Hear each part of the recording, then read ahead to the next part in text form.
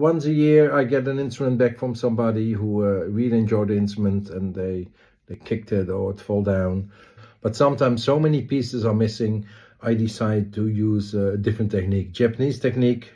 So here we had a instrument with a mouthpiece really broken off, so now it's repaired. And where it got damaged and pieces are missing, now you have gold instead of clay. So actually you add some value. So, and this came back, and it's a beautiful instrument. So this can be played for many years again.